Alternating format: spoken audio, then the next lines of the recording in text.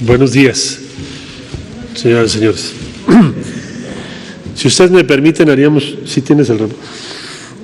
un breve reporte, en primer término, de las acciones, las operaciones que hemos llevado a cabo a partir de la instrucción que nos dio el presidente de la República para que las y los mexicanos que están en diferentes puntos del mundo y que han resultado afectados por la suspensión de vuelos en casi todo el mundo, casi todos los países han tomado medidas de restricción diferentes. Hay restricciones a los vuelos, hay restricciones a las personas por cuanto a su nacionalidad. Todavía el día de ayer, Panamá cerró su hub, o centro logístico aeroportuario, y lo mismo muchos otros países han hecho o han tomado esta decisión. Tenemos retornados a este momento 1,153 mexicanas y mexicanos.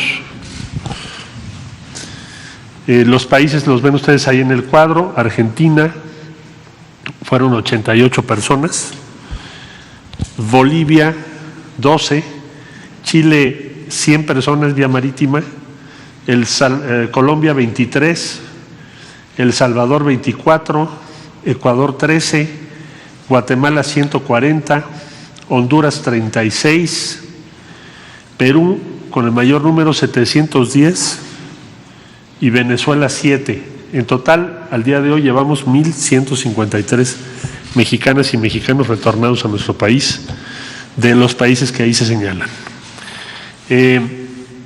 Vamos a continuar con esta operación en los próximos días. No quiere decir que estos sean todos los que están en diferentes lugares. Tengo en Marruecos, tengo en Egipto, muchos países. Y estamos buscando la manera de resolverlo porque hay incluso países que no nos dan autorización para vuelos. Es decir, aunque se tuviese la posibilidad de mandar un vuelo como lo que vamos a hacer con el apoyo del Instituto Nacional de Migración para las y los mexicanos que quedaron en Cusco, en Perú, se va a utilizar el aeropuerto de Arequipa para traer a esas mexicanas y mexicanos. Aunque tuviésemos la posibilidad, hay países que no autorizan los vuelos. Entonces, les vamos a estar informando de esto. Todas las embajadas estamos en red, evidentemente, para apoyar a nuestros connacionales. Es una situación inédita. Nunca se habían cerrado tantos vuelos. No ocurrió cuando fue la influenza, y las restricciones suponemos que van a continuar varias semanas y que diferentes países que aún los pocos que no han tomado ese tipo de decisiones pues las irán tomando conforme sus autoridades sanitarias lo determinen. Entonces vamos a estar trabajando intensamente en este tema.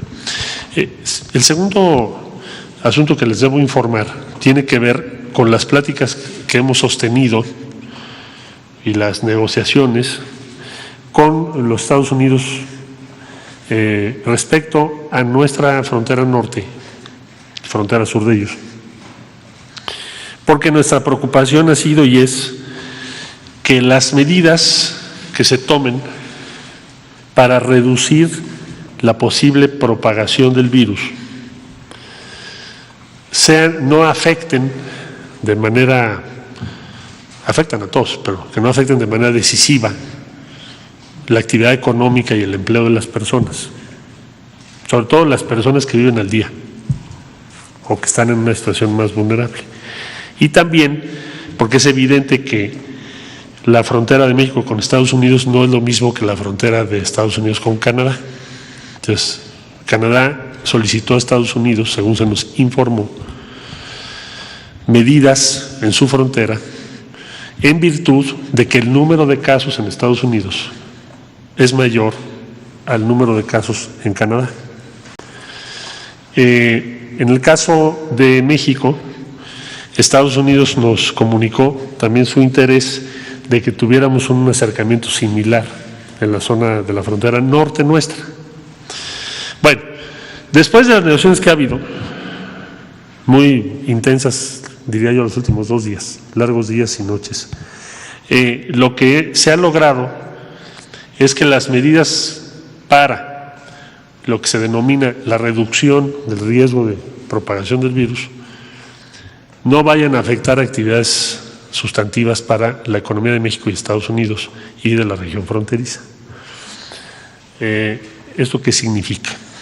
Bueno, primero hemos hecho un catálogo de cuáles son las actividades esenciales que no deben afectarse, para que no quede como algo genérico, etéreo o discrecional. Ese catálogo que incluye todas las actividades, en primer lugar, de comercio, transporte de mercancías, movimientos logísticos que tienen que ver con la actividad comercial, no tienen afectación. Todo lo que tiene que ver con las personas que trabajan en los Estados Unidos y que tienen esa autorización todos los días para moverse de un lugar al otro, tampoco van a resultar afectadas. Eso es lo que ya hemos dejado muy claro. Por supuesto, todo lo que son servicios indispensables, incluyendo compra de medicamentos, servicios de emergencia. Entonces, ¿qué es lo que sería la traducción de lo que estoy refiriendo? ¿En qué sería el impacto de esta medida? Habrá quien yo he visto en algunos medios, incluso ayer en algún canal de televisión de Estados Unidos, se cierra la frontera. No, no se cierra. ¿Podría haberse cerrado si no tuviéramos este trabajo? Pues sí, podría. Pero pensamos, y en eso coincidió el gobierno de Estados Unidos, yo ayer conversé con el secretario Mike Pompeo, a quien le agradezco mucho porque la verdad ha tenido una intervención relevante para resolver este tipo de problemas, como lo tuvimos también, ¿se acuerdan?, en junio del año pasado, cuando fue otro tema, pero también fue una intervención relevante.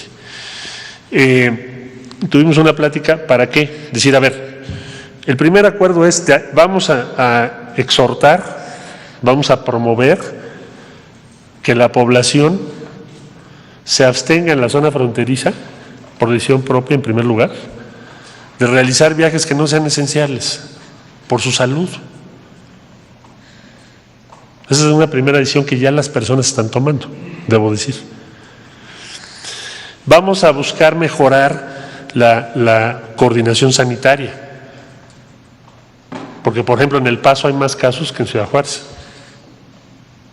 Entonces tenemos que tener precaución, tenemos que tener mejor coordinación sanitaria, pero vamos a proteger la actividad económica entre los dos países y en la zona fronteriza.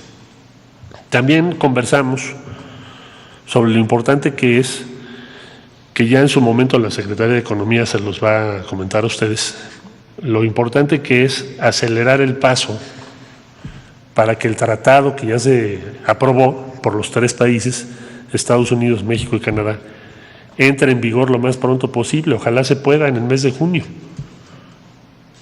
¿Por qué?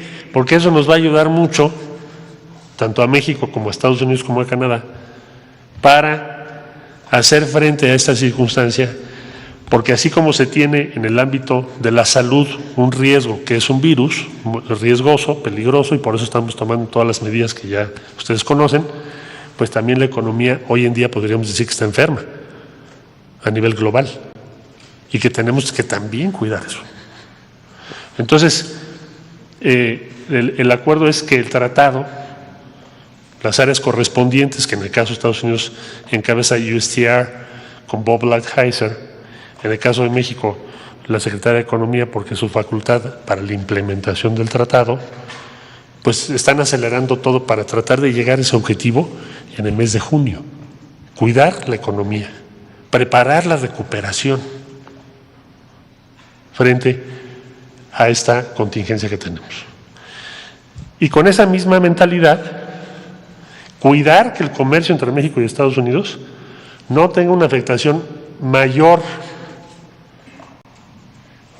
de la que ya estamos viviendo. Por lo tanto, no se van a afectar en esta decisión que estoy refiriendo, que Estados Unidos anunciará también el día de hoy en unas horas, no se va a afectar la actividad comercial, productiva, el empleo entre los dos países. Me ha instruido el presidente de la República que se los comparta y a quienes nos hacen favor de seguirnos el día de hoy y les explique cuál es la lógica de esto, qué alcance tiene y cuál es la lógica. Y que va de la mano con las medidas para la recuperación económica que ya tenemos que empezar a preparar desde ahora para que cuando salgamos de la contingencia sanitaria estemos en condiciones de poder reactivar la economía. Para eso va a ser clave, entre otras cosas, el tratado con los Estados Unidos y Canadá. Bueno, esta es la información principal. Esto tiene que ver con transporte terrestre. Alguien me preguntó que si tenía que ver o hay un acuerdo de restricción aérea entre México y Estados Unidos. No, no lo hay. No es parte de esto. Me estoy refiriendo al intercambio terrestre. Personas, mercancías, transportes terrestres. Y en el transcurso del día de hoy estaremos comunicándonos con las autoridades locales, con la ayuda de la Secretaría de Gobernación, porque es muy importante que participen en la implementación de estas medidas. Eso también lo debo decir. Se acordó que haya un equipo que llamamos Task Force de los dos países, porque cuando se tiene una contingencia de esta naturaleza hay que estar operando todos los días y garantizar que estas decisiones que estamos mencionando, se traduzcan en una operación adecuada en cada punto. Entonces, en el transcurso del día de hoy tenemos que organizar esto. Bueno, esto es lo que les quería informar, esto es sus órdenes.